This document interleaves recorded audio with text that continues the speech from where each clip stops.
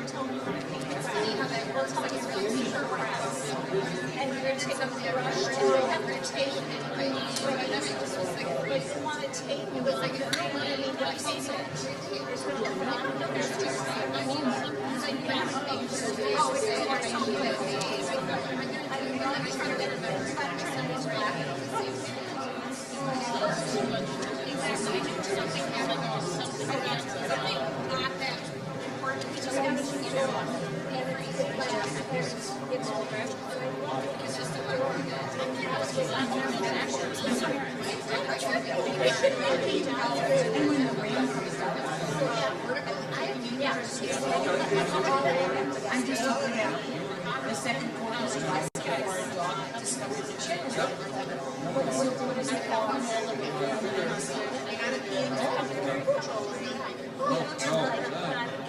Lana, I got strawberry jam for breakfast. We love strawberry jam.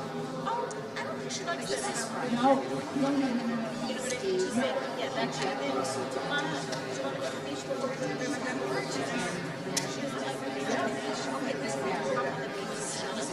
Like, I was like, right there, this is teachers. I just want to eat. He's got it. So, my mother she's just working out. She's taking pictures. And I'm like, she's like, I cannot say that she's just about to. So she does, and she's doing it. Because you are not going to get she's 15 years. So you're not on a good day. So here's the environment to get us on a speech. And then we have that.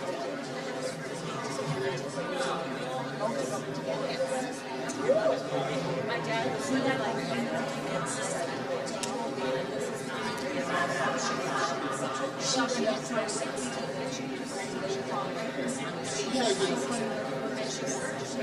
and then Friday, she's like, oh, the other grandma,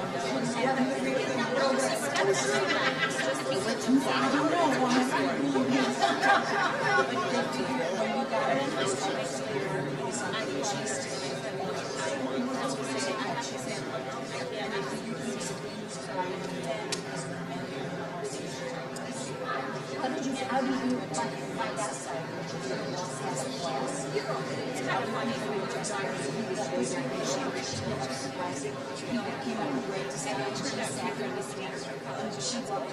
So they had like a really great discussion and it turned into a very personal, original.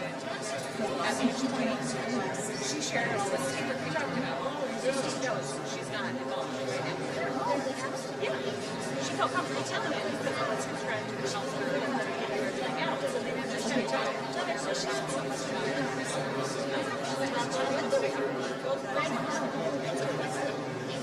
Luca's here.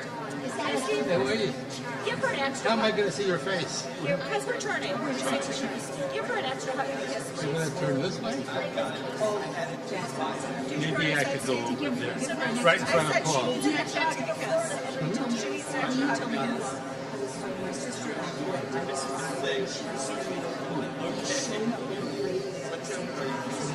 That's unacceptable. That's what she's doing. That's acceptable enough. It's unacceptable. You tell him. No.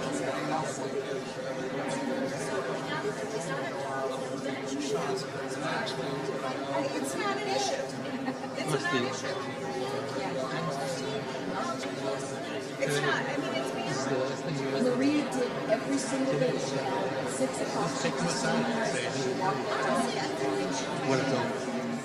No, I don't believe that. Sure. And she tried to make me like a couple of weeks ago. It's just still doing it. My mother's brother.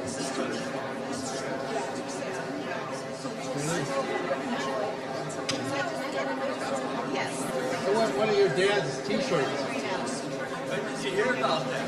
Tell Simon more. Oh, you fell off with this. I have one.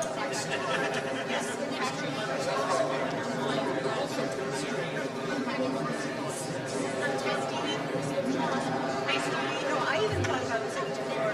Hard to hear it. I thought it was one of these things. But you wouldn't watch the series.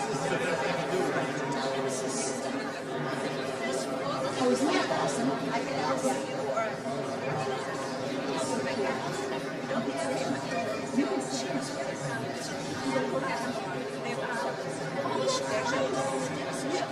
I like staring at the show. No, they're really cute. They don't, there's some prices.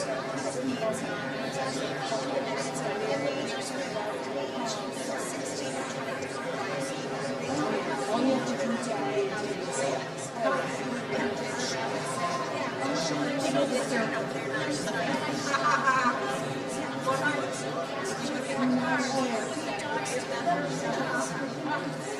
I love it when they do. They don't realize you're for so long.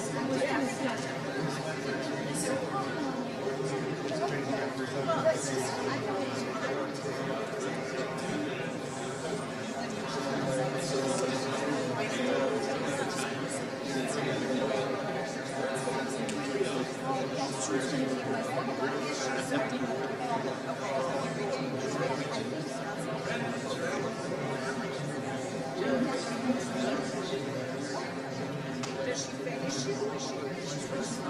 She's a junior.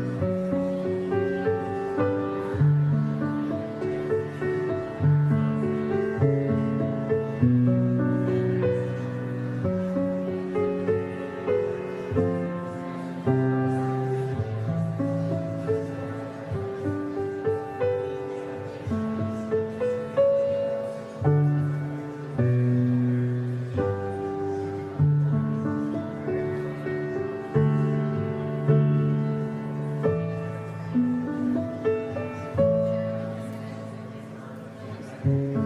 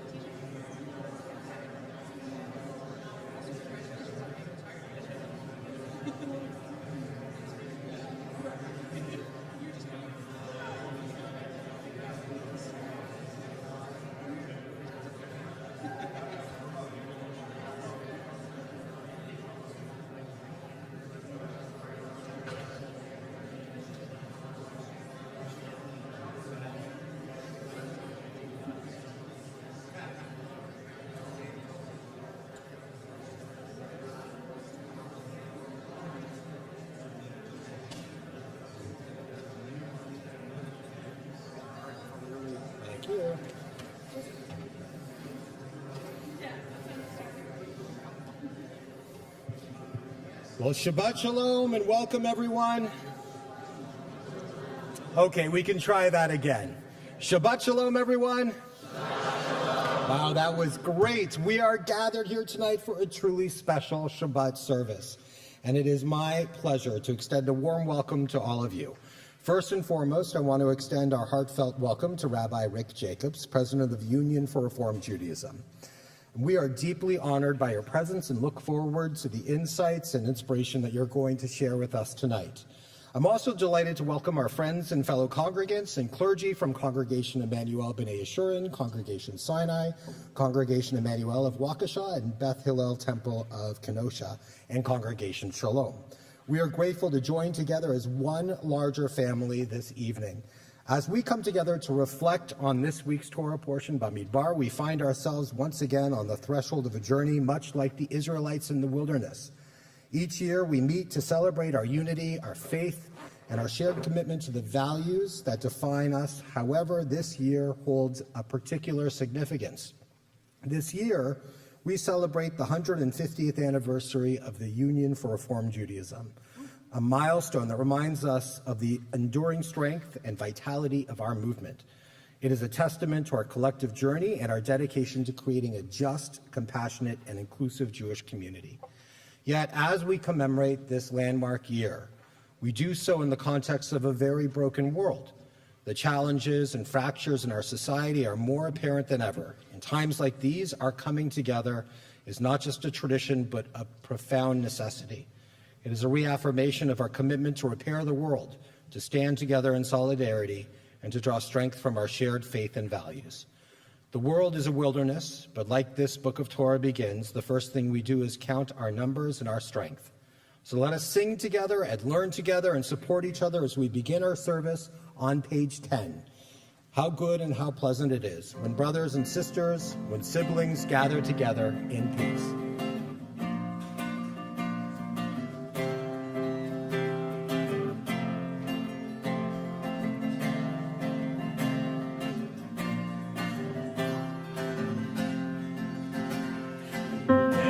Shabbat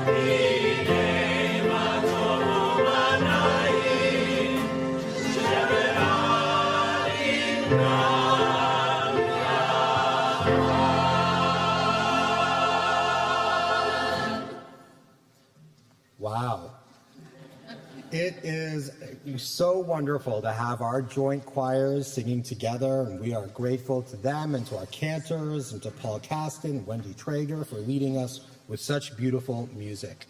We are a people that seeks light together even in times of challenge and darkness. And I think we can all agree that among the brightest lights we have are our youth.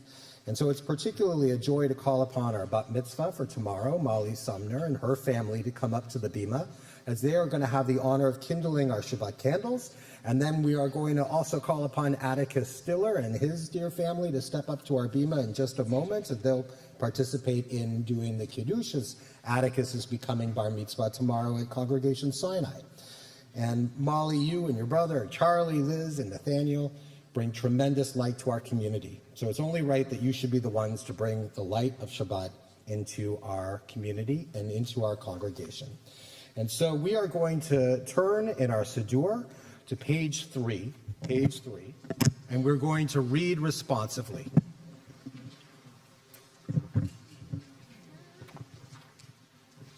As these Shabbat candles give light to all who behold them, so may we by our lives give light to all who behold us. Let's read together. As their brightness reminds us of the generations of Israel who have kindled light, so may we in our own day be among those who kindle light.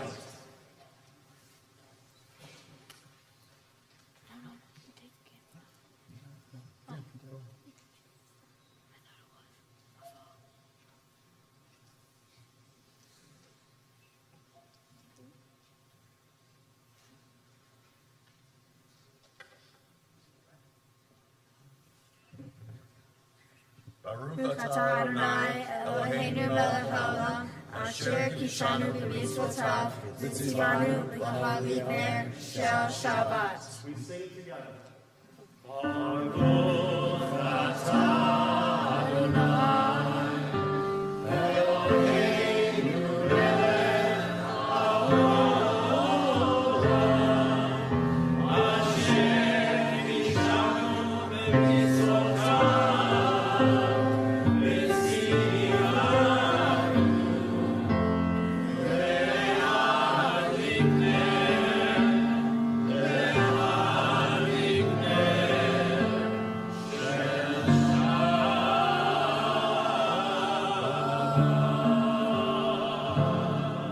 Let there be Shabbat lights, let there be Shabbat joy, let there be Shabbat peace.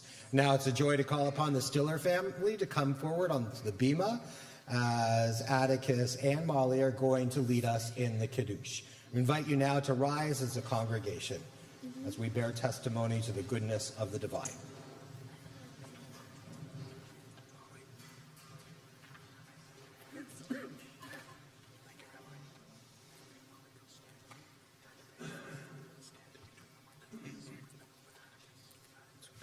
We turn now in our Siddur to page 5.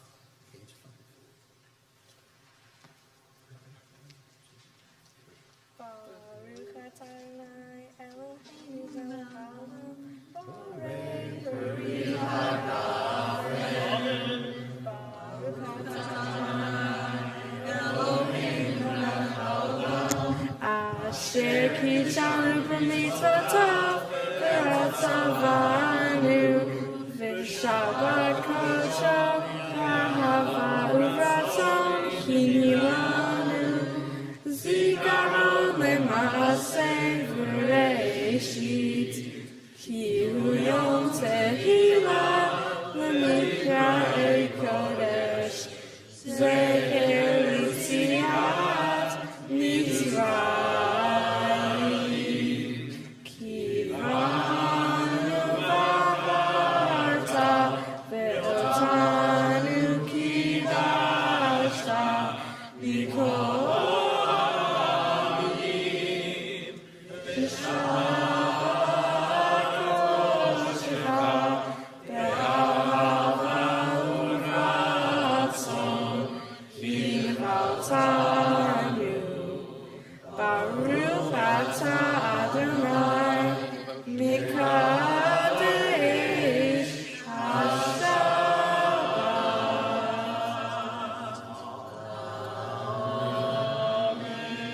L'chaim.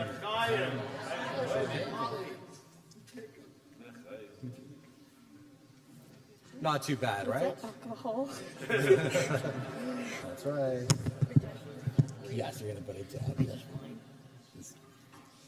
Yes, it is. I think they had their first taste of wine. You may be seated. We, 150 years, it's true, we only have the greatest mitzvah, or bar mitzvah and bat mitzvah in all the world. Here at Congregation Shalom and Congregation Sinai and all of our congregations within our area. So we are now going to continue our service.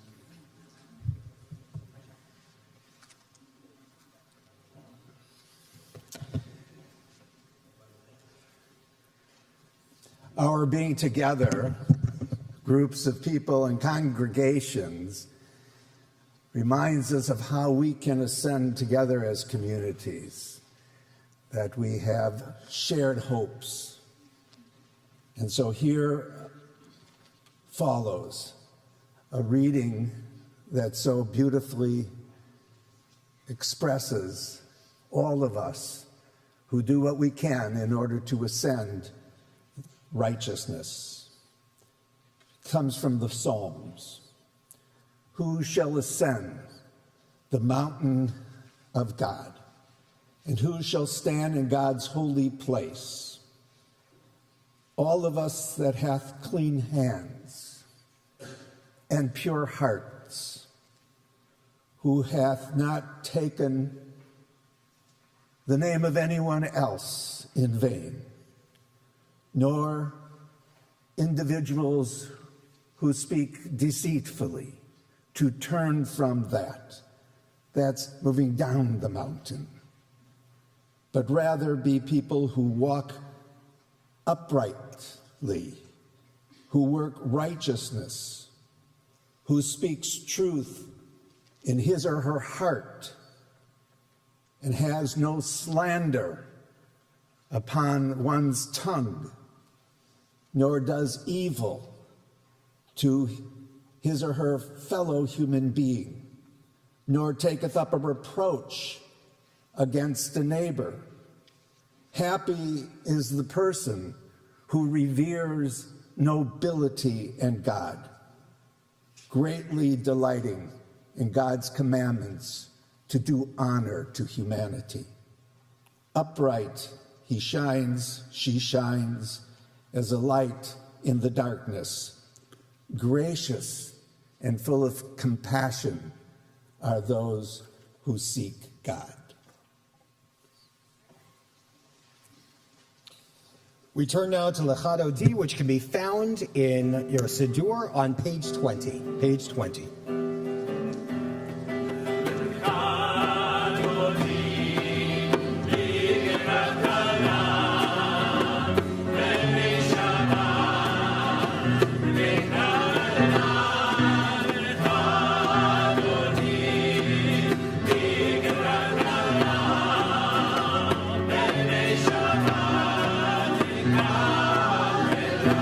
Shamor zachor b'dibo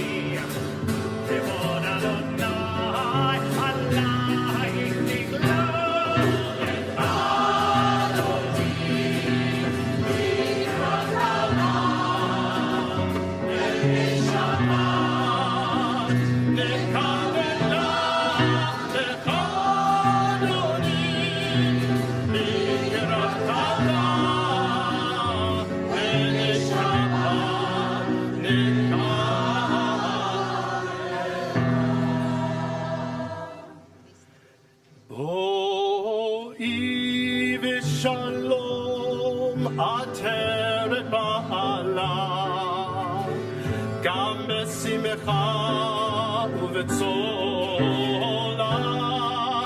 תוך אמוני עם סגולה, בואי חלה, בואי חלה,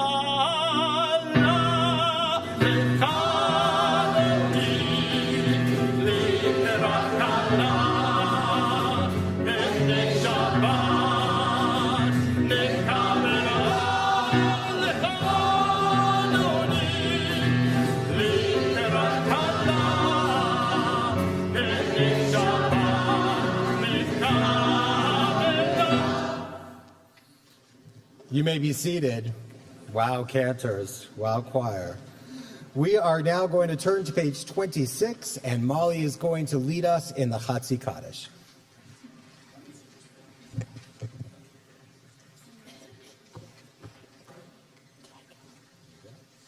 Yikada v'yikada shemei rabba. Amen. V'yamad yivrach yirtei v'yamlich malchutei b'chayechon u'v'yomechon u'v'hayetei kol beit Yisrael. Bagala u'v'zman kari v'yimeru amen. Yehei shnei rabba mevorach ve'alam le'omei omaya yitbarach yitbarach v'yishtabach v'yitpa'ar v'yisholam v'yitnaseh v'yitadar v'yitaleh v'yitalal shmei dekudusha barichu le'elam min kol birchata v'shirata tushbechata b'mechenata dahiram b'yama v'yimeru amen. Yasher Koach, Molly, thank you.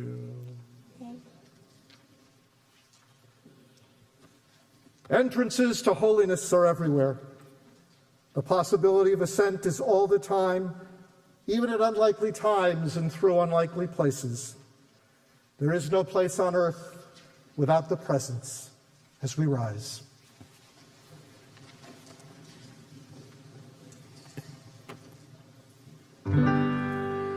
Baruchu et Adonai HaMevorach. Baruch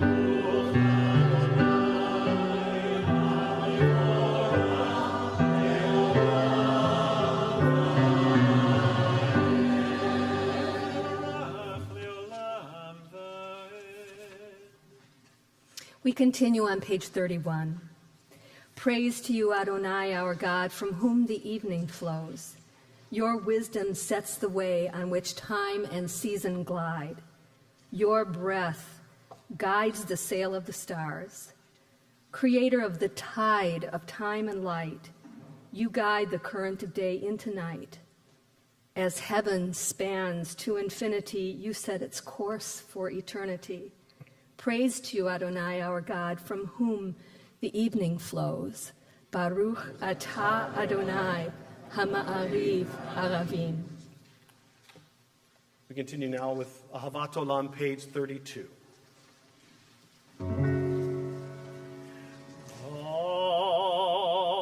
Ahavat Olam, Beit Yisrael, Amcha ahavta, Torah u'mitzvot, chukim u'mishpatim,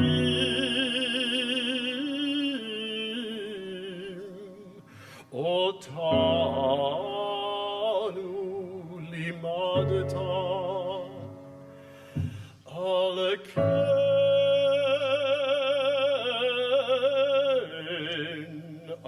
Adonai Eloheinu b'shoch bein וקומנו נשיח בחוקך ונשמח בדברי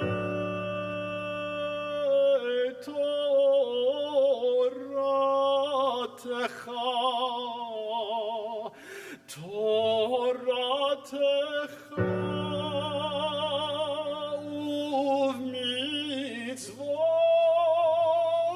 ובמצוותך לעולם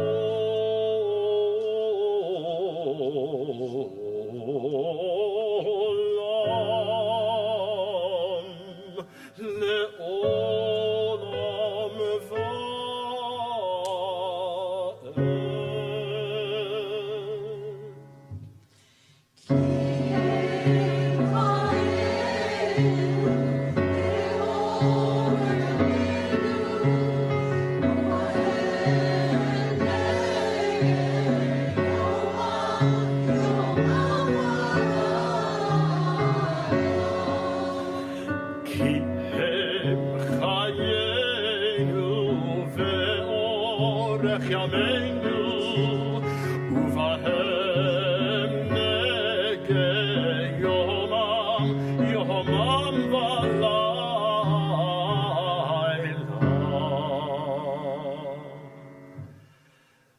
ואהבתך אל תסיר ממנו לעולמים. ברוך אתה אדוני. ברוך שמו.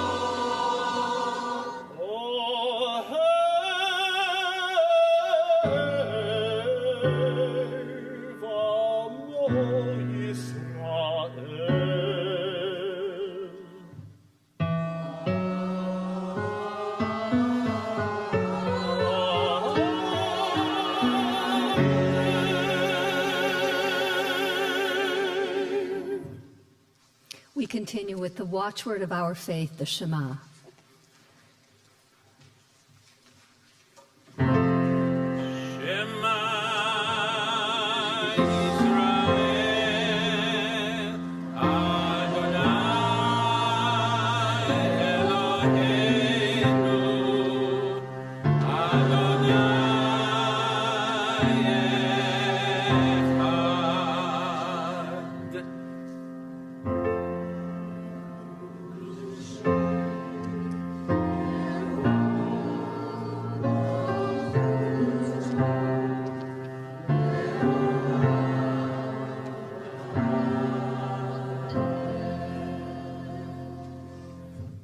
seated. ואהבת את אדוני אלוהיך בכל לבבך ובכל נפשך ובכל מאודיך, והיו הדברים האלה אשר אנוכי מצווך היום על לבביך, ושיננתם לבניך ודיברת בם בשבתך בביתך ובלכתך בדרך ובשוכבך ובקומך, וכשתם לאות על ידיך והיו לטוטפות בין עיניך, וכתבתם על מזוזות ביתך ובשעריך, למען תזכרו ועשיתם את כל מצוותיו והייתם קדושים לאלוהיכם. אני אדוני אלוהיכם אשר הוצאתי אתכם מארץ מצרים להיות לכם אלוהים. אני אדוני אלוהיכם. אמן.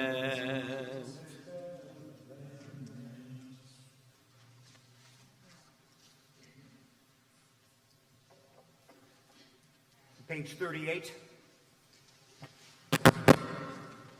All this we hold to be true and trustworthy for us. You alone are our God, and we are Israel, your people. You are our sovereign and Savior, who delivers us from oppressors' hands and saves us from tyrants' fists. You work wonders without number, marvels beyond count. You give us life and steady our footsteps. You performed miracles for us with your Pharaoh, signs and wonders in the land of the Egyptians. You led your people Israel out from their midst to freedom for all time. Together, when your children witness your dominance, they praise your name in gratitude. They accepted your sovereignty. Moses, Miriam, and all Israel sang to you together, lifting their voice. Continue on page 40 with the singing of Mi Chamocha.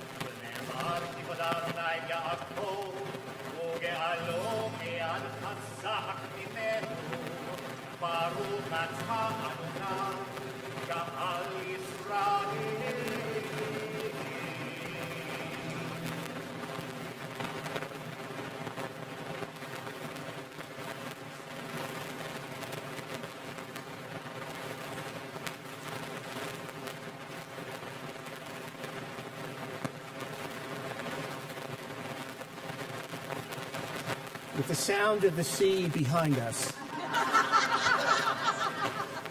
please join me in the middle of page 42. The Hashlivenu, the evening prayer, we pray not only to wake up tomorrow to life renewed, but also at the end of days to be at one with all our loved ones. Together, grant, O God, that we lie down in peace and raise us up, our guardian, to life renewed. Spread over us the shelter of your peace. Guide us with your good counsel, and for your name's sake be our help. Shield and shelter us beneath the shadow of your wings. Defend us against enemies, illness, war, famine, and sorrow. Distance us from wrongdoing. For you, God, watch over us and deliver us. For you, God, are gracious and merciful. Guard our going and coming to life and to peace evermore. Blessed are you, Adonai, guardian of Israel, whose shelter of peace is spread over us, over all in people Israel, and over Jerusalem. Baruch atah Adonai, hapores sukat shalom, aleinu ve'al kol amo Yisrael, ve'al Yerushalayim.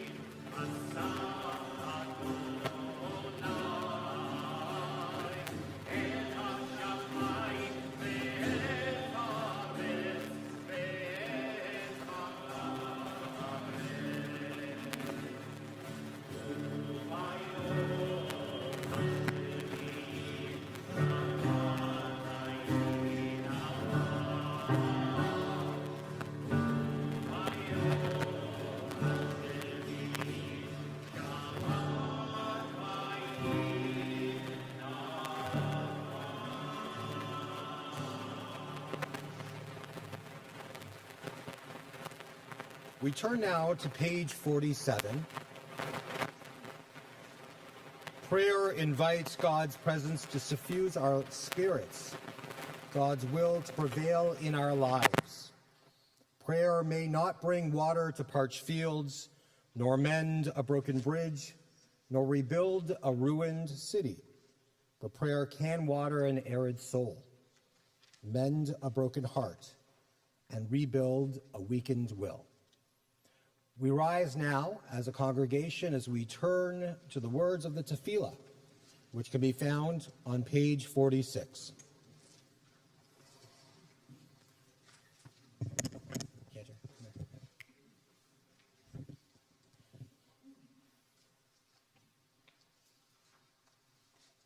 Thank you, Rabbi. Adonai sifatai tiftach ufi yagi tehilatecha.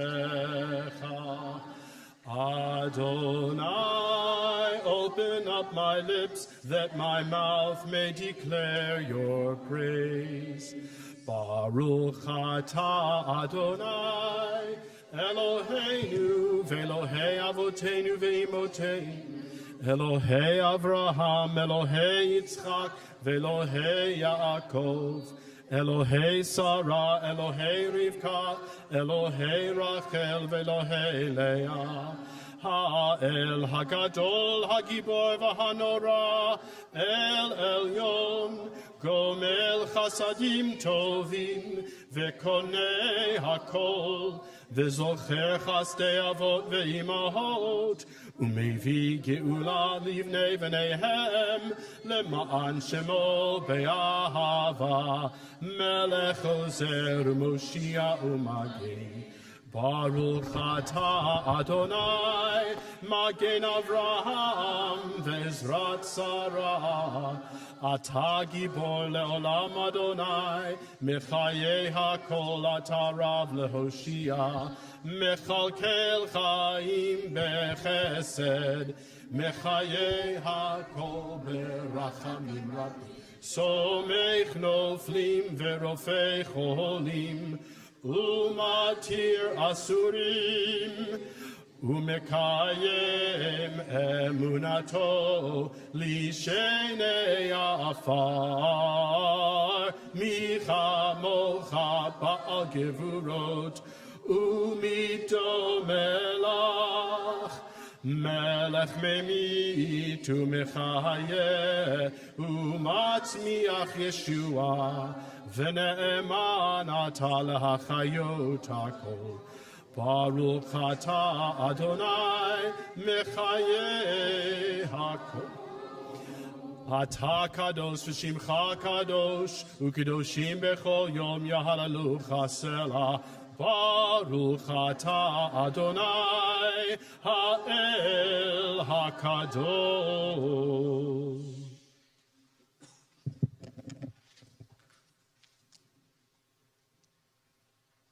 Please be seated. We continue on page 55.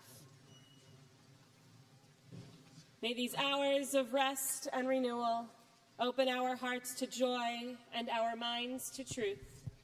May all who struggle find rest on this day. May all who suffer find solace. May all who hurt find healing on this day. May all who despair find purpose. May all who hunger find fulfillment on this day, and may this day fulfill its promise. Baruch atah Adonai, Mekadesh HaShabbat.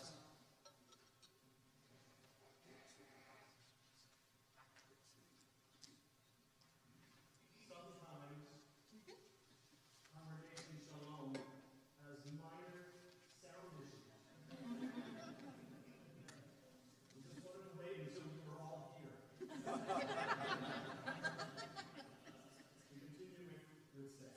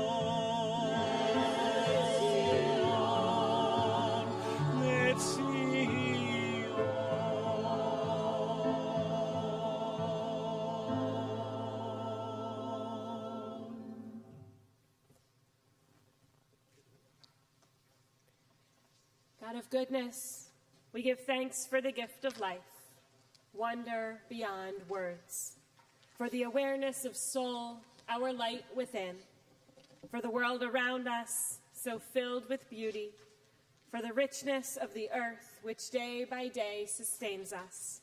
For all these and more, we offer thanks. Baruch atah Adonai, hatov shimcha ulecha na'eh lehodot.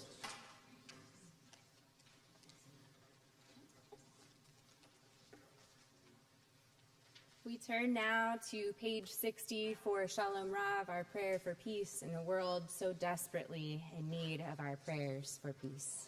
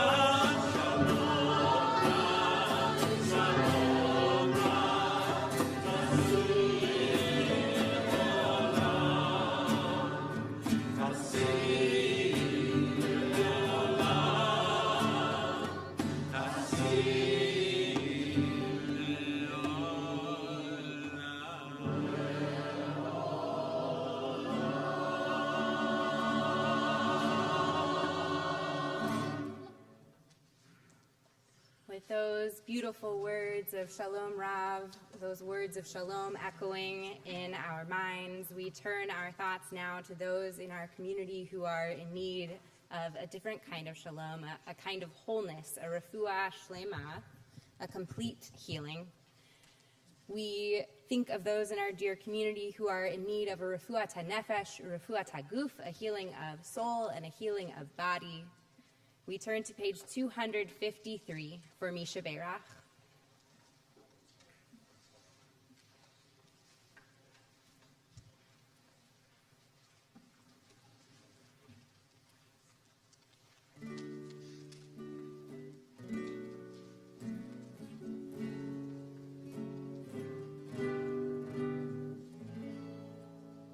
Let's raise our voices together.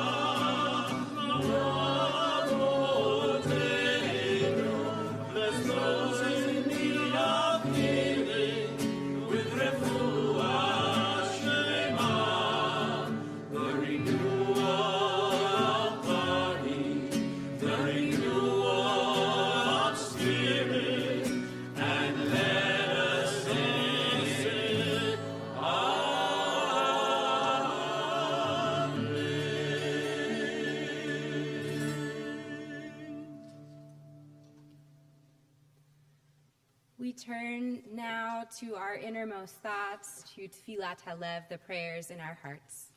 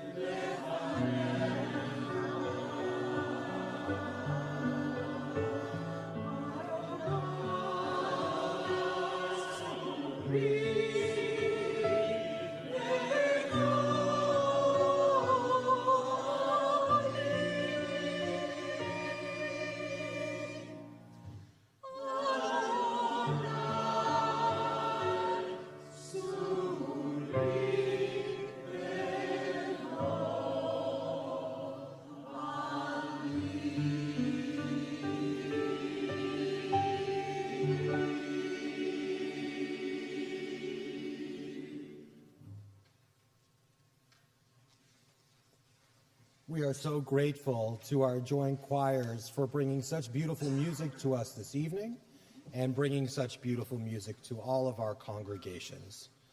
Tonight, we're blessed to welcome Rabbi Rick Jacobs, President of the Union for Reform Judaism, to our Milwaukee Metropolitan Council of Reform Congregations Shabbat service. Rabbi Jacobs has dedicated his career to the service of the Jewish people, embodying the values of social justice, inclusivity, and spiritual growth that define our Reform movement.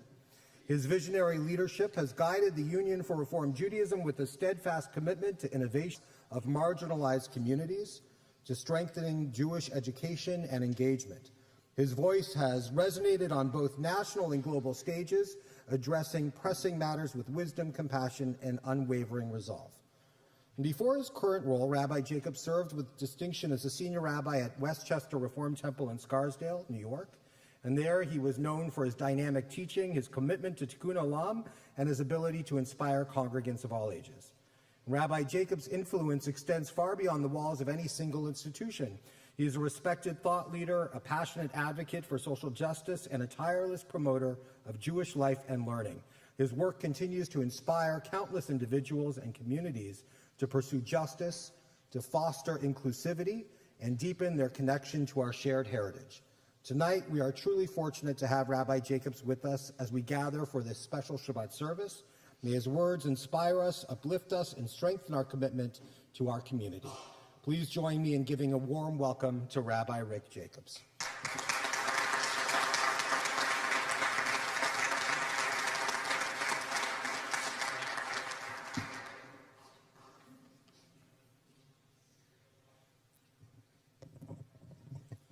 Shabbat Shalom. Shabbat Shalom. It is great to be here. It's great to be with all of you, and what a tradition of gathering all of our congregations in the community together so we could feel our strength, we could feel our spirit, and we could draw strength from one another. It was really a privilege to be invited, and already I feel the energy of this community coming alive. As you know, this week's Torah portion is called Bamidbar. It's the beginning of an entire book of the Torah, the fourth book. Bamidbar does not mean numbers, it means in the wilderness. And as we think about the Torah portion and in the wilderness, we can't help but think that we as a Jewish community, not just here in Milwaukee, but frankly all over the globe, we have been traversing a wilderness, a time of danger, a time of vulnerability, a time of uncertainty. Not just in the post-October 7th reality and the trauma that has been internalized, but also in this moment when anti-Semitism continues to grow and challenge Jewish life. But as we look around the Torah portion, they didn't travel as one tribe, there were 12 tribes. It turned out the tribes were of different numbers. You think some of the tribes thought they were a little better than the other tribes? Oh yeah. And they were a little bit in the business of feeling rivalry. But we have at the beginning of the book of Bamidbar a taking of a census to try and ascertain what actually is the strength when they would meet opponents, they would meet adversaries. Would they be able to not just endure, but prevail? So they actually went and counted the number of individuals. Well, they didn't count all the individuals. Do you think they counted all the women? No, they didn't. But they were counting in a way that gave them a sense of who was in each of the tribes. So they had 12 tribes. How many do we have here? We have 5 tribes. And it could be that these 5 tribes would not come together. I learned that it was in the early 90s that this tradition began. It wasn't 150 years of being together. And I hope in that sense that the Torah describes that somehow coming together gave them the ability to face a challenging time, that we have that same feeling today as we gather together. And we gather together when the world seems like it's coming apart at the seams. What a perfect time for us to come together with a sense of unity. In the beautiful second verse of the parasha, it says, Su'u et rosh kol adat b'nei Yisrael. It says, how should you count them? By doing this. Lift up their gaze. lift up their gaze so they could see where they are, they could see where they're going, they could see one another. One of the great Hasidic commentators, the author of the Mei Shiloach, said, raising one's gaze is an expression of elevate. To elevate their hopes, to elevate their dream for their collective well-being. That was their journey. It is our journey as well.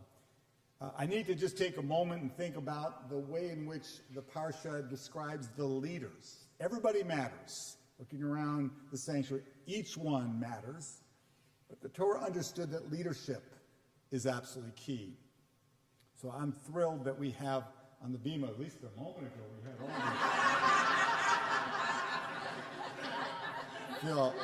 Feel a tiny bit abandoned, but I can recover. I look at you and I feel good, but there once a moment ago where all these leaders were gathered here, and the leaders, not only the rabbis and cantors, but also the educators, the executive directors, the lay leadership, all of those people who made sure that the tribes didn't just wander aimlessly, but really were able to go with strength and with courage. So leadership matters.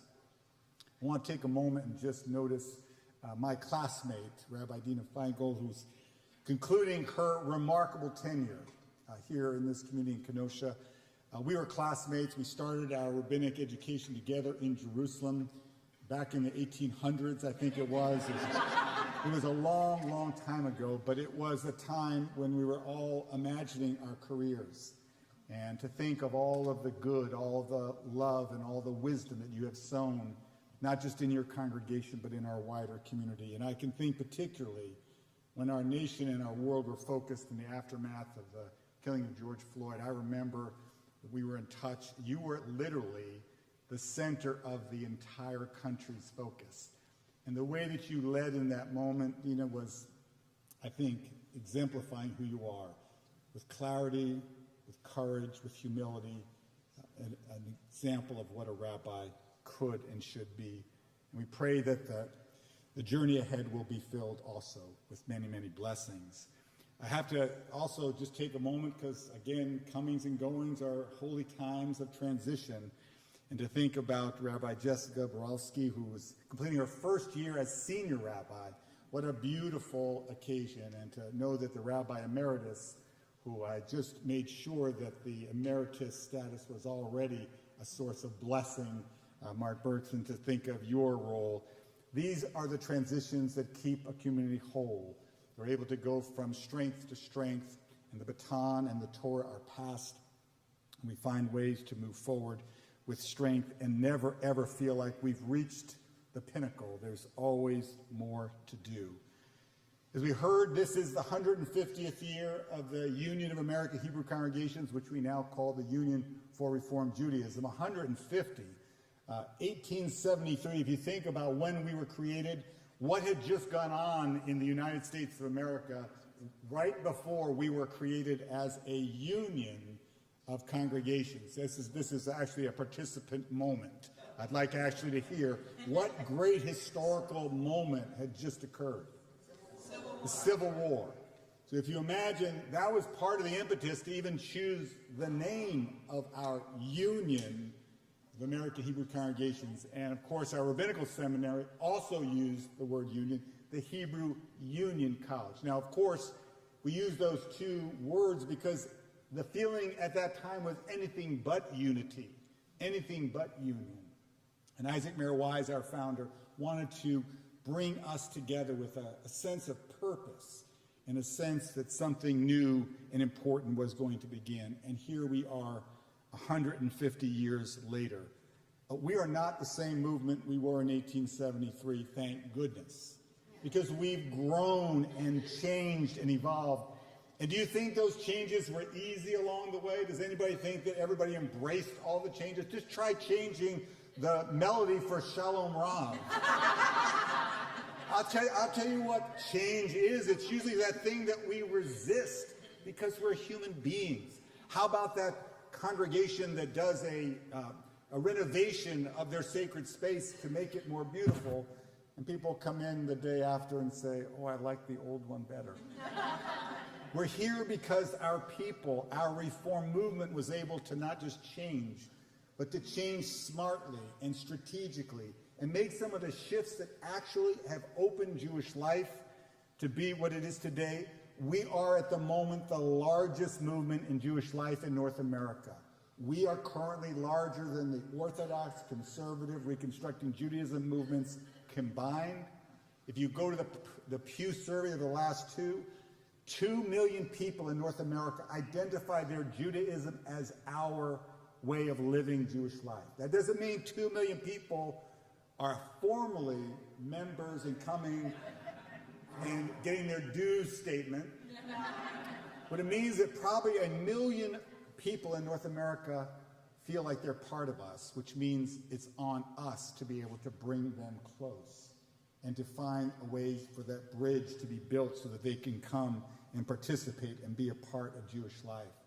My predecessor, Rabbi Alexander Schindler, he understood in the 1970s that we were at a fork in the road, and so many Jewish leaders were saying to interfaith couples, stay away. So many rabbinic leaders were scolding interfaith couples. Rabbi Schindler knew that was exactly the wrong approach. Rabbi Schindler said, not scold, love. Not keep away, embrace.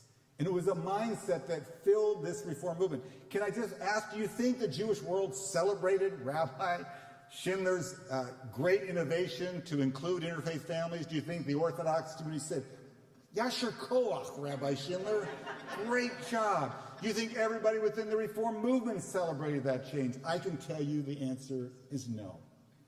We're in Pride Month. In 1974, Rabbi Schindler determined that we would welcome the first LGBTQ congregation into the Union of American Hebrew Congregations. It was before our movement was ready. But Rabbi Schindler understood that it was imperative to be who we were supposed to be.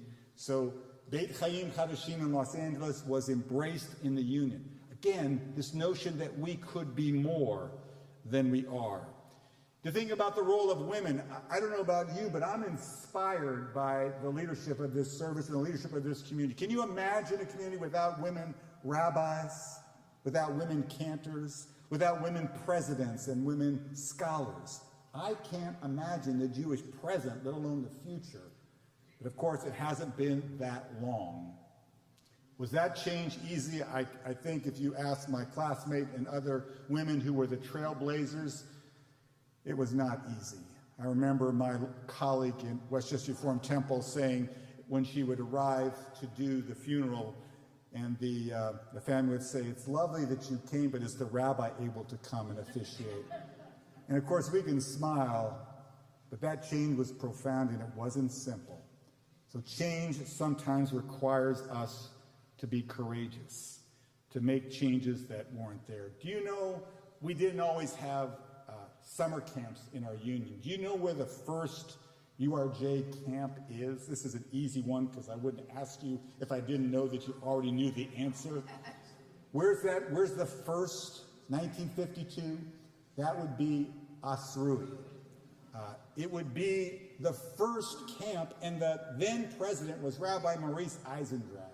And a group of leaders from the wider Chicago area came to him and said, we think it'd be a good thing if the union owned summer camps.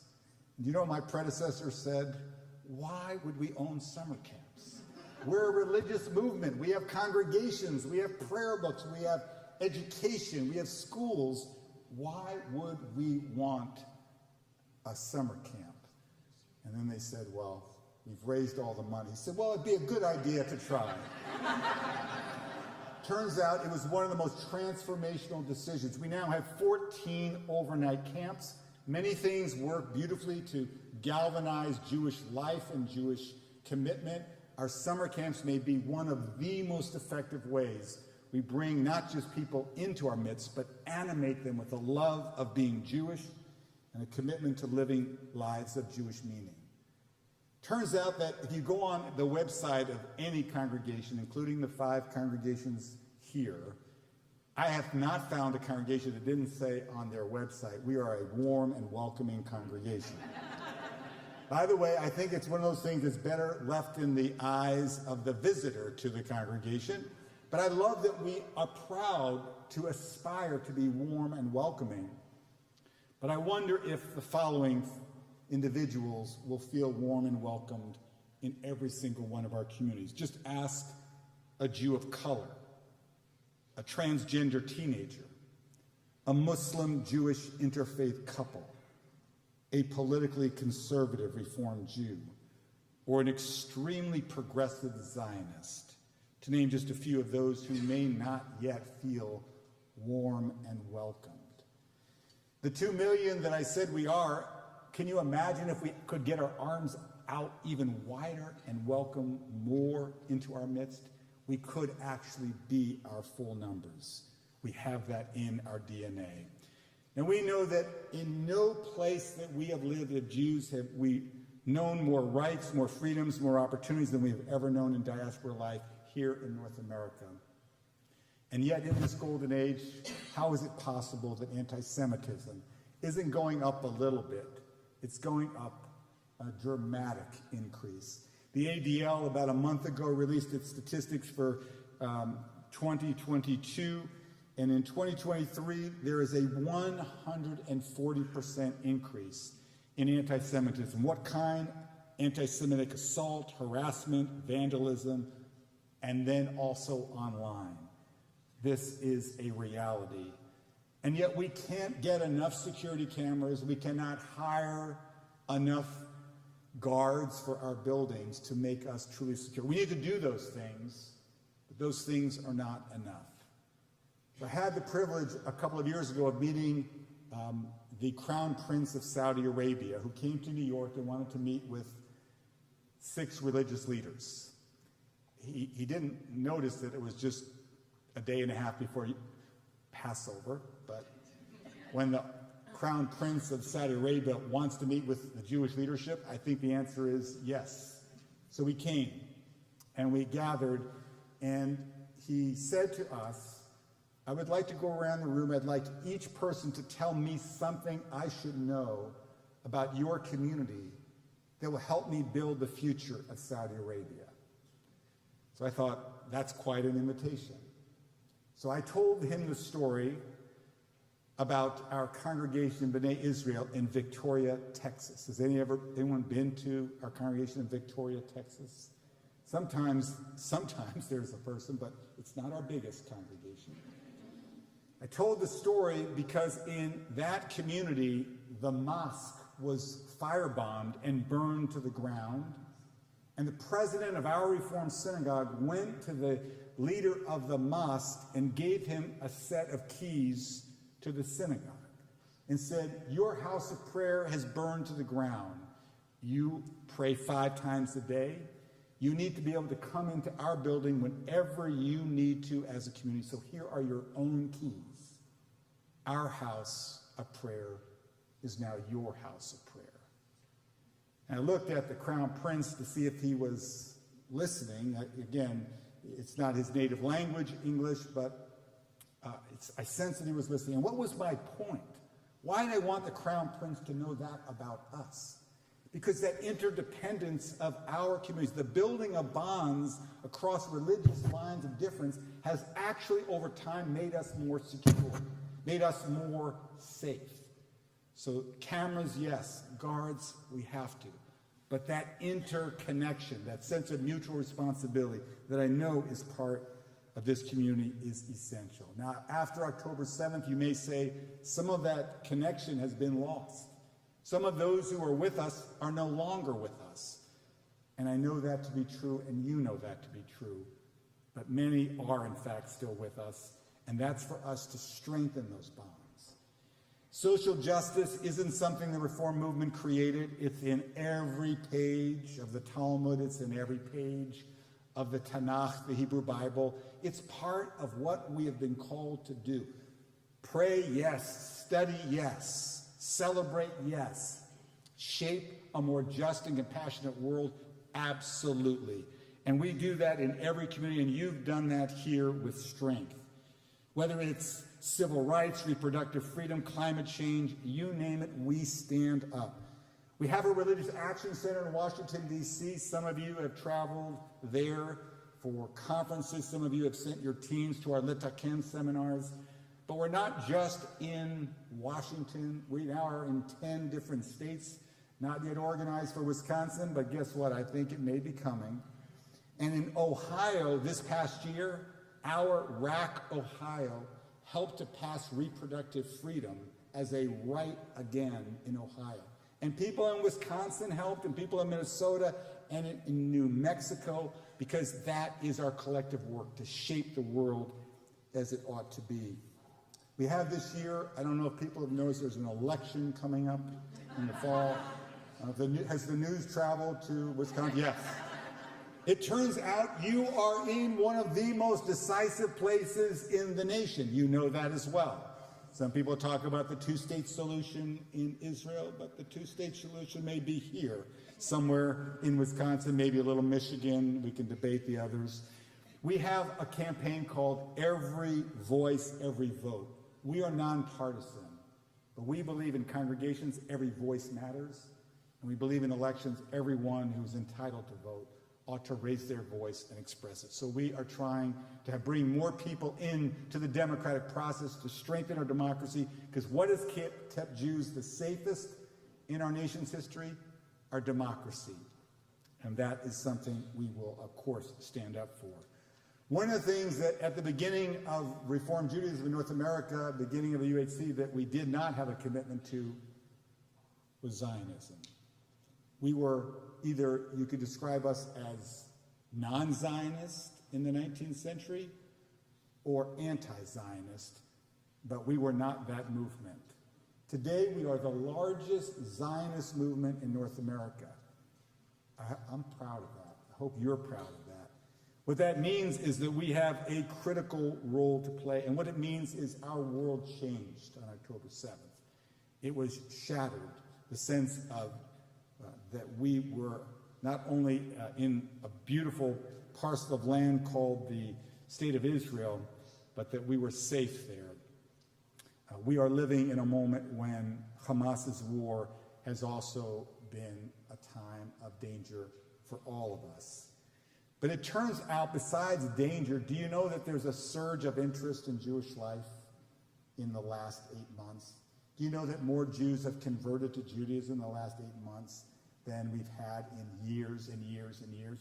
Can you imagine that more people want to study Judaism in person and online? And that's across all of the different denominations. But the largest group, the most recent survey by Jewish Federation of North America said the largest group that has shown a deep interest is in the Reform movement.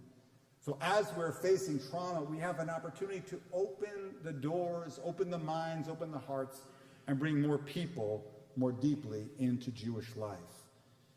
Friends, there's some challenging places. I know we have here, obviously, universities in Wisconsin. I took a few weeks ago a subway ride up to Columbia University.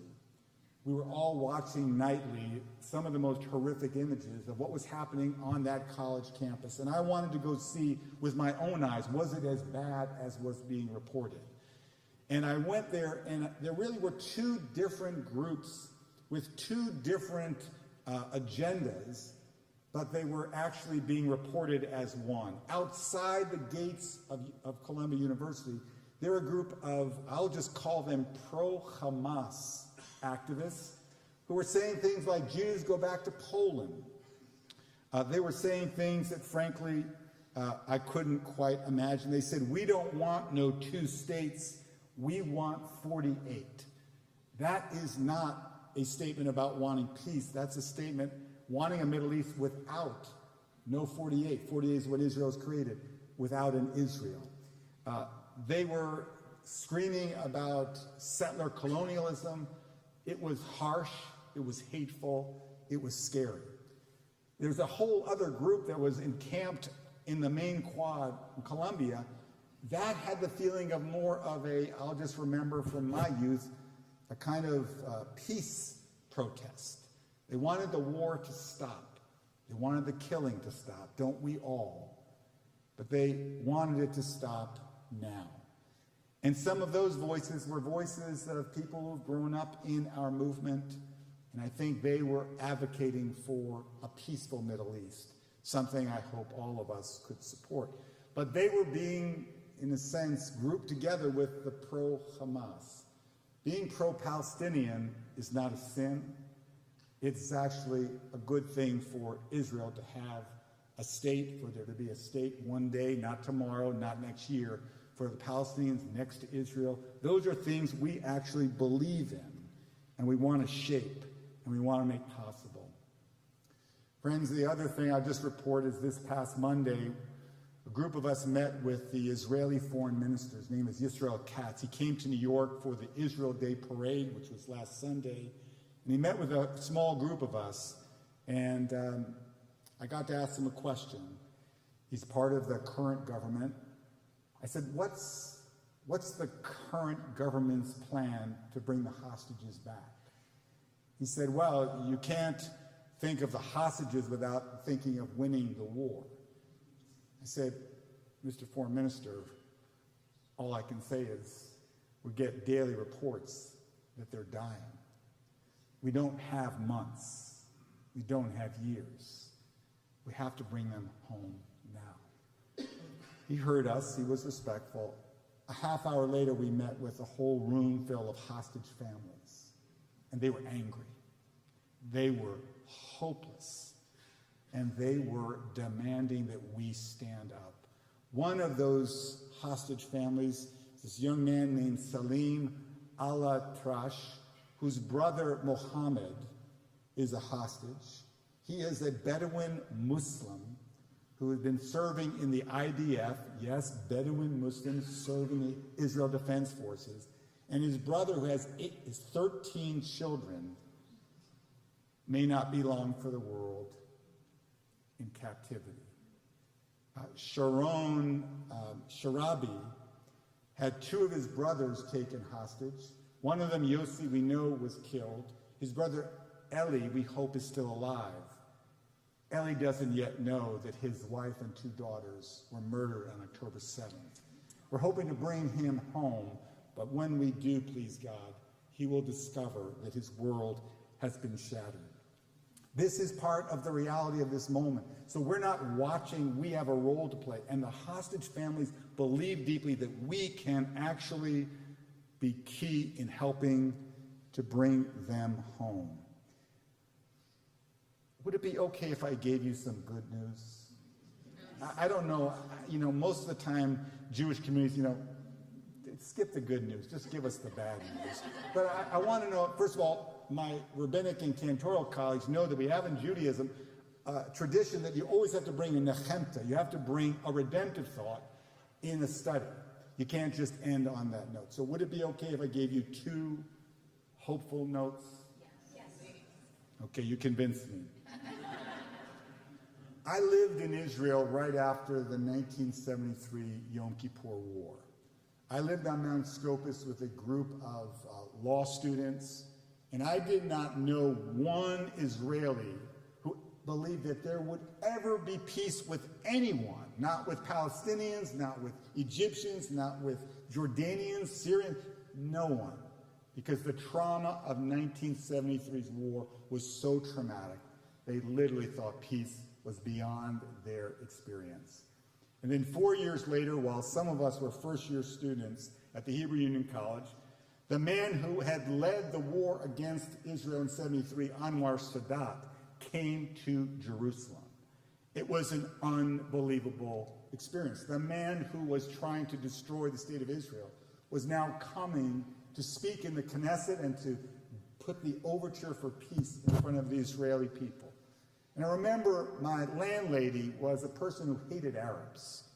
She would tell anyone who asked, and even if you didn't ask, she'd tell them. And I looked over as we lined the street. I assume we were all lining the streets of Rehavia as President Anwar Sadat drove in his motorcade from the King David Hotel to the Knesset. And I look over right as the motorcade is about to come, and I look over, there's my landlady. She's got a Israeli flag in one hand. She's waving it. In her other hand, she has an Egyptian flag, and she's waving it. I can't believe it. This is the woman who hates Arabs. She's waving the flag. So I catch her eye. She looks at me and she goes, what was going on? How could she have turned from a person who was so filled with hopelessness and anger and hate and turned in one moment to be someone who could embrace peace? That is what can happen. I'm not telling you that's going to happen tomorrow. I'm not telling you it's going to happen at some predictable interval. But I'm telling you that peace was not a possibility until it was. Second story, because again, that may not have given you enough hope. In 2018, Hamas was sending balloons to Israel filled with material that would ignite fields in fires. This was an arson strategy. We knew, obviously, they were testing how they could come across the border. And so there were these patches of burnt out land. And a group of women led by Vivian Silver, an organization called Women Wage Peace, decided to have a peace rally on the Israel-Gaza border on one of these burnt out fields. And I was invited, and Vivian Silver, who was murdered on October 7th at Kibbutz Be'eri, she invited me. She said, would you say a few words? It was Women Wage Peace. There was some part of that didn't feel like it was authentically me. She said it would mean a lot. So I stood literally on the border of Gaza. There were Israeli women who were religious Zionists, meaning settlers, who were there to wage peace. There were Muslim Israeli women. There were secular Israeli women. And there were women from Gaza on the Gaza side of the border with their cell phones so they could hear all the words that we said at our peace rally. That was 2018. Are those people all still ready to wage peace? Not all. But these were people who lived on the border. I tell you those two stories, friends, because we're not at the end of our hope. We have hard days to come. This war is still raging. There's a threat that war will start in an active way in the north with Hezbollah. We do not have simple days ahead. But we can't live one day without hope. We can't live one day without confidence that there are better days ahead. I'll conclude by just remembering we're in that period of the Jewish calendar that counts the days from Passover to Shavuot. We're at day 46, and we got a couple more to go, which means Tuesday night is Shavuot. We go from Exodus to Revelation, and it's a moment in the Jewish calendar of anticipation. When we think about what is Shavuot about, it's about Matan Torah, the giving of the Torah. And there's a beautiful midrash that says, how did it happen that the people were able to receive the teaching on Shavuot? And the midrash says, one who does not make oneself ownerless and open like the wilderness will be unable to acquire human wisdom or God's revelation. That's why revelation happened in the wilderness. From that, my friends, I take it a message for us at the 150th year of our collective existence. There's a part of receiving the divine inspiration that's about also being open.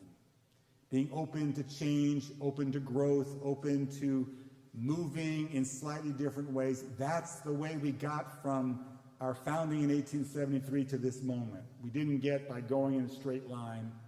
We got here because we were open and ready to move in the way that was needed. So I hope that on this Shavuot and long after, we will continue to be the movement of openness, of change, of growth, of experimentation, of innovation, of commitment, of joy, of seriousness, all those things that have given us life. And MCRC, I just love that acronym, MCRC. We couldn't figure it out the other day, Rabbi. Rabbi Noah and I were trying to figure out what the second C was. We figured it out because he's smarter than I am. But as we celebrate this coming together tonight, and we think of the coming together of our whole movement, maybe we feel also the coming together of the Jewish people, and maybe we feel God's promise that one day we bring all of God's children together. I hope that we'll essa inai. Together, let's lift our eyes. Let's imagine the Jewish future. And together, let's walk with courage, with imagination, with openness to a better tomorrow. Shabbat Shalom.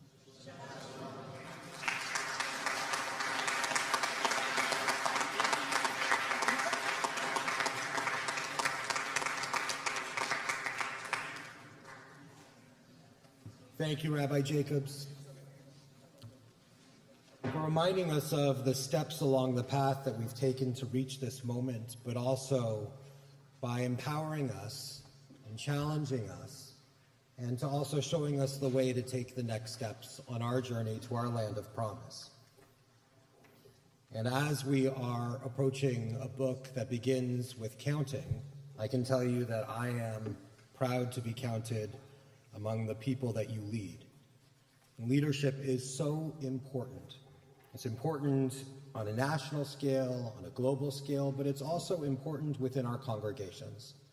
And for that reason, I'd like to honor the congregational presidents who are here of our congregations to come up to the bima to have the honor of opening our ark doors. So if you are a congregational president of one of our 5 congregations, I know not everybody could be here this evening, I'd like to invite you up to open up our ark doors as we turn to the Aleinu, which can be found on page 282.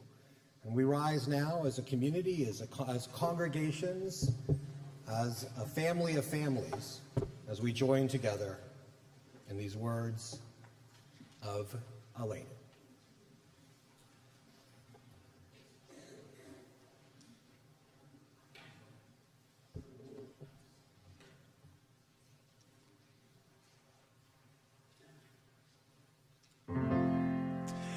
עלינו לשבח לאדון הכל, לתת גדולה ליוצר בראשית, שלא עשנו כגויי הארצות, ולא שמנו כמשפחות האדמה, שלא שם חלקנו כהם, וגורלנו ככל המונם. ואנחנו קוראים ומשתחווים ומודים לפני מלך מלכי המלכים הקדוש ברוך הוא. ונאמר והיה אדוני למלך על כל הארץ ביום ההוא, ביום ההוא יהיה אדוני אחד, ושמו, ושמו, ושמו אחד.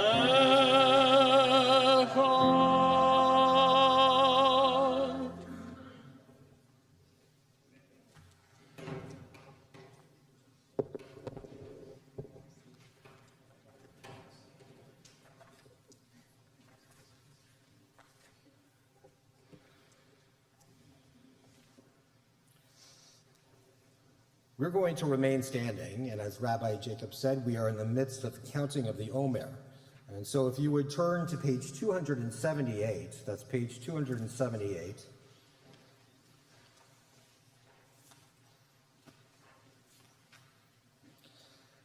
And let's recite the blessing together. Baruch atah Adonai, Eloheinu melech haolam, asher kitshanu b'mitzvotav v'tzivanu al sfirat ha'omer. Our praise to you, Adonai, sovereign of all, who hallows us with mitzvot, commanding us to count the Omer. Hayom shisha v'arba'im yom shehem shisha shavuot v'arba yamim la'omer. Today is 46 days, which is 6 weeks and 4 days of the Omer. We are now, let's remain standing as we turn to the prayer for our country.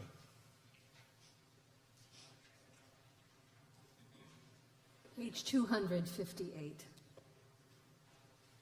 O guardian of life and liberty, may our nation always merit your protection. Teach us to give thanks for what we have by sharing it with those who are in need. Keep our eyes open to the wonders of creation and alert to the care of the earth. May we never be lazy in the work of peace. May we honor those who have died in defense of our ideals. Together, grant our leaders wisdom and forbearance. May they govern with justice and compassion. Help us all to appreciate one another and to respect the many ways that we may serve you. May our homes be safe from affliction and strife, and our country be sound in body and spirit. Amen.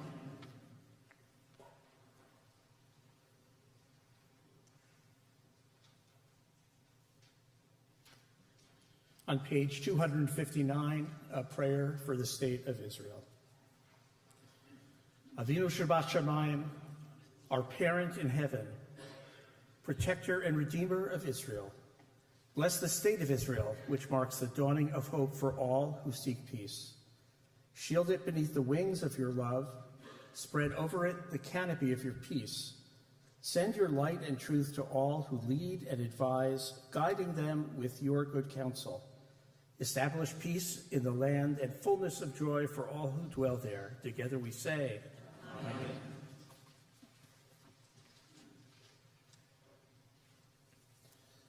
You may be seated. We pause now for a moment as we think about the footsteps of the past and we think of those for whom we are walking within their footsteps, those for whom we have loved and lost. Particularly in our minds here at Congregation Shalom, we are remembering during the period of Shiva, Una Sattler, and during the period of Shloshim, we remember George Carpenter and Stephen R. Byers. In addition to those names, so too do we mark the yard site of those who passed in seasons gone by, of Lauren Lance Arnold, Julius Atinsky, Jason Perry Bean, Jack Burke, Helen Berkovitz, Leonard Bernstein, Isaac Bonnick, Gerald Bornstein, Erwin Bruskin, Georgia Copeland, Jerome Duckler, Carol Eisenberger, Anita Ettinger, Saul Gollin, Maurice Gorski, Lorraine Greenberg, Marvin Hansher, Harry Hirsch, Howard Kaiser, Mandel Rubin Katz, Samuel Kaufman, Shirley Niaz, Sarah Lakritz, Beverly Levin, Israel Levin, Jack Lubotsky, Mildred Myman, Betty Bellick Maselman, Robert Mayerson, Arthur Paul Meisner, Janet Meister, Mary Mesnick Paler, Eli Joshua Mintz, Lillian Paley, Doris Peckerman, Hans Pick, Jack Polanski, Sam R. Rotman, Harry Rubin, Joseph Sadowski, Lena Savitt Saffer, Emmerich Salzberger, Albert Hobby Schneiderman, Eugene Sobolski, Ethel Setlick, Dr. Richard L. Siegel, Elliot Wasserman, Dr. Leonard Weistrop, Harvey Weiner, Samuel Weiner, Dr. Charles Winter, Eva Wiviet, Mildred Wolfson, Harry Yano, Barbara Young, Bessie Lesson Zeft. And now we turn to Beth Hillel of Kenosha as they remember their loved ones.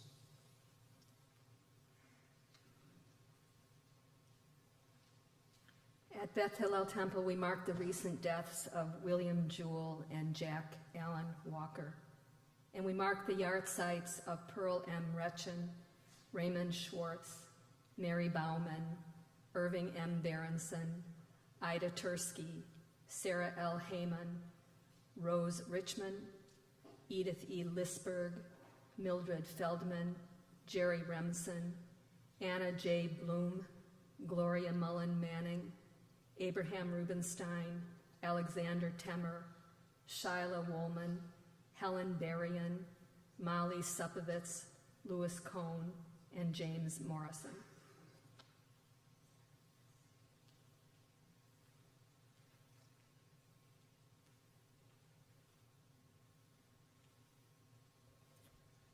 During the month of June, Congregation Emmanuel of Waukesha notes the yard sites of Anna Berger, Miriam Blonsky, Max Cohen, Abraham Frisch, Frank Huza, Rosa Krasnick, Irving Kaleko, Milton Kaleko, Martin Ostak, Howard Reinhers, Pauline Roden, Gerard Scher, Sarah Small, John Waite.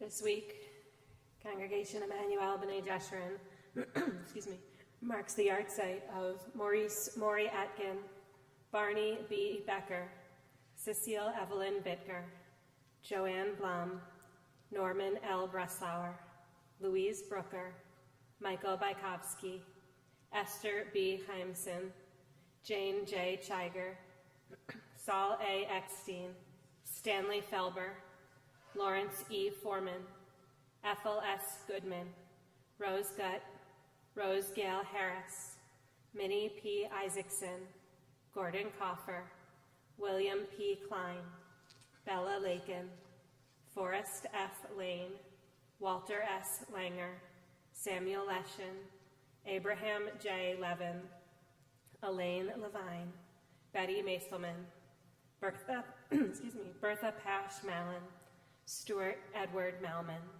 Rena Oman Mann, Albert A. Mayer, John Jacob Messerich, Alvina Meyer, Minnie Miller, Alfred Newlander, William Orenstein, Flora L. Peerless, Joseph Polland, Anne Recht, Yale Rosen, Sam R. Rotman, Lena Savitz Safir, Esther Sarfati, Charlotte Schwartz, Myron E. Schwartz, Robert David Seinfeld, Ben Sherman, Rose Siegel, Linda E. Simons, Jerry Trosh, Dorothy Weinberg, Sam Weisfeld, Charles Winter, and Morris Zarni.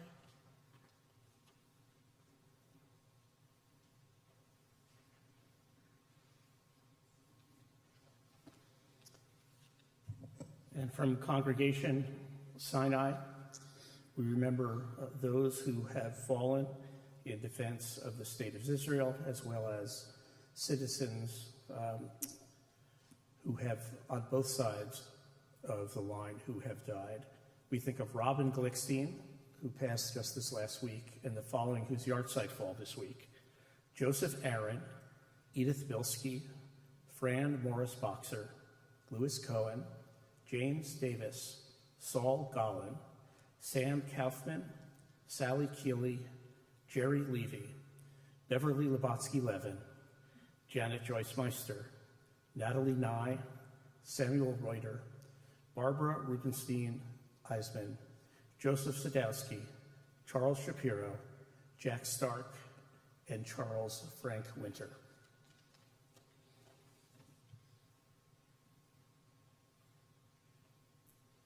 If there are any names that should be added to our lists or any names that should be pronounced differently than we did, please do call those names out loud as I look in your direction.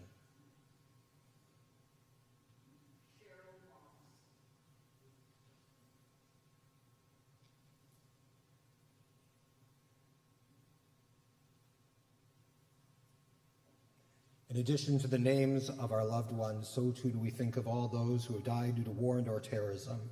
We think of all those who have died in defense of this nation and allied nations' ideals.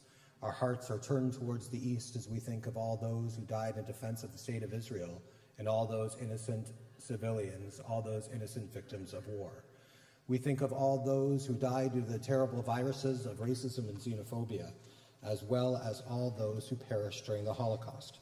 Our griefs and sympathies are mingled as we turn toward sanctified by memory, words glorified by hope.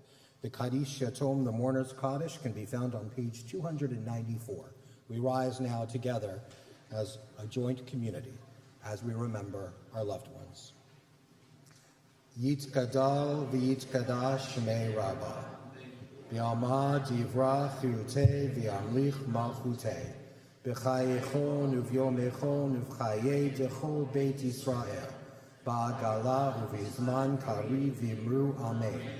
Yehi shmei rabba mevorach le'olam ulamei amaya. Yitbarach v'yishtabach v'yitpa'ar v'yitromam v'yitnaseh. V'yitadar v'yitalev v'yitalal shmei dekudusha b'richu. Le'ela min kol birchata v'shirata. Tushbechata v'nechemata. V'amiran v'alma v'imru amen. Yehi shlama rabba min shemaya. V'chaim aleinu ve'al kol Yisrael v'imru amen. Ose shalom b'romav, hu yaseh shalom. Aleinu ve'al kol Yisrael v'imru amen. May the source of peace and peace to all who mourn and comfort to all who are bereaved. And let us say amen. You may be seated. In our tradition, we're always taught that those who sow in tears shall reap in joy. It's a reminder that we always turn from sadness to joy. It's a joy to call upon Congregation Shalom's Executive Director, Ryan Pillay, who is going to step forward and just make a few brief announcements on behalf of our communities. In addition to that, just know that for whatever congregation, that you should check your bulletins, check your websites for all of the announcements and all of the wonderful things that are coming up in all of our congregations. Shabbat Shalom, everybody. We're going to make these announcements shorter than we normally do, because otherwise I think everybody's been here for a while. So I'd like to say congratulations, Molly. Tomorrow's going to be a fun day. The ONEG tonight is co-sponsored by the Summoners, so we hope that we stay in this collaborative nature and that you all join us for a beautiful ONEG tonight. So thank you all for coming. It's great to see you, and hopefully keep the collaboration going. Thank you, Ryan, and also Mazel Tov to Atticus. I know tomorrow is going to be a wonderful day at Congregation Sinai, just like tomorrow is going to be a wonderful day for Congregation Shalom with Molly. And so we are going to rise now as we turn to our closing hymn for the Shabbat, which is Adon Olam, which can be found in your Siddur on page 321. That's page 321.